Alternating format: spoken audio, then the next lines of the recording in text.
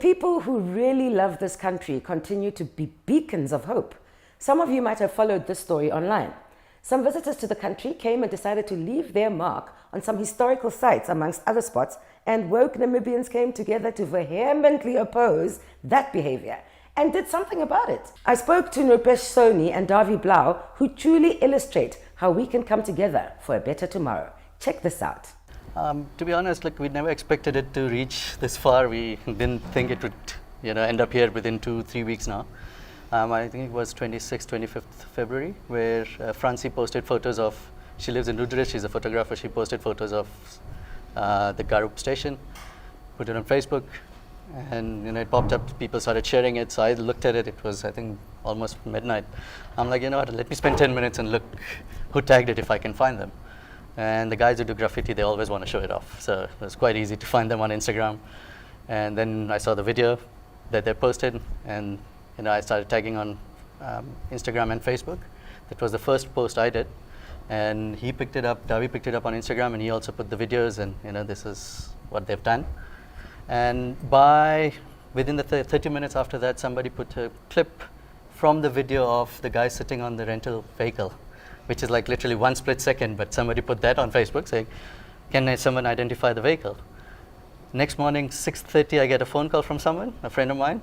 He's like, yeah, I know whose car it is. It's this person. I've talked to him. Go meet him. By 7:30, I had a lot of information already. And then I posted the first update saying, this is what we found out.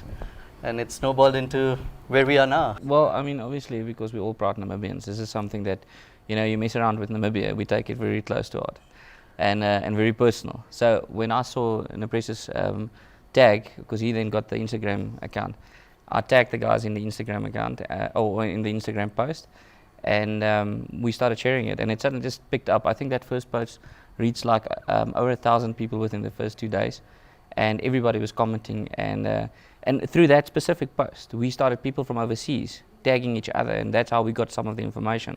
A guy from Canada reached out to us through that post, and it just snowballed from there. And then Nupesh suggested that we, because there's so many guys that were commenting and we should actually start a group. So he started a Facebook group, or a closed group for the bunch of us, and we just started together. And the funny thing is, as I said earlier, we've never met each other. That was the first day we've met.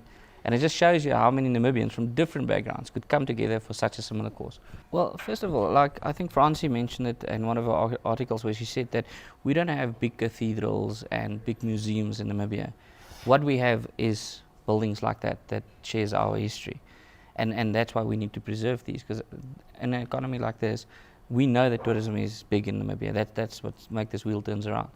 So that's important for us to look after this. And because Namibia is such a big, vast country, and it's difficult for the tourism from the government side to actually look after our heritage sites. We as Namibians need to take responsibility on our own, because there's not security there looking after the site like you would get in Europe. So if stuff like this happens, we need to act on it. Until yesterday, there were still letters being sent out, Namibians meeting, like I mentioned earlier. There's a Namibian tour company representative who is from Lyon, and she mentioned yesterday she's going to go talk to the mayor personally, go to the shop.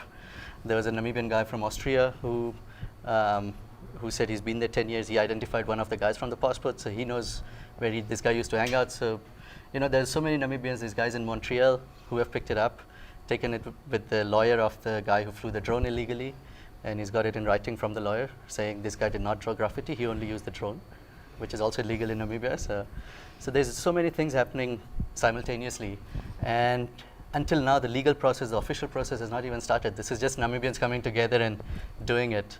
And one of the things we wanted to show was that we don't, in this economy and all these issues that are going around, if there are things like these that we can deal with directly and take over and do it.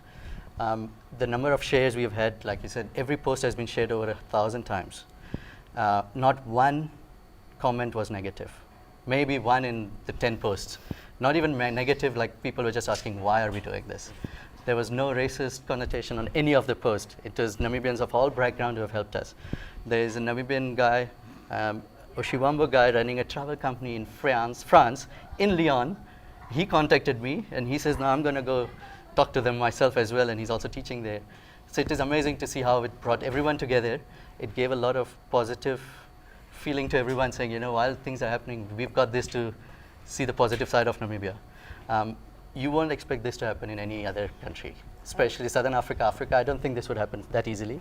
The support we've got, the newspapers, the embassies, Namibian government officials who have contacted me saying, look, this is great. Officially, we can't do anything until the paperwork starts. Unofficially, you've got our support. The whole team has our support. So it's been great so far. No, I mean, for us, it's, they didn't expect a small country in Africa like Namibia and for it to reach so far, because the more we tried to find them, the more they closed down their social media accounts and their pages. So they know they did wrong. They're just trying to avoid confrontation or just saying sorry. And that's all we've been saying. Say sorry, publicly apologize, and offer for cleanup if you can.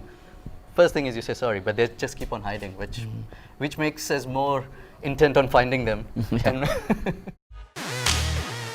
And with that, it's a wrap. Make sure you catch It's a Wrap in our new time slot, now on Sundays from 7:30, with repeats on Tuesday nights at 8:30. Be safe, and thanks for watching.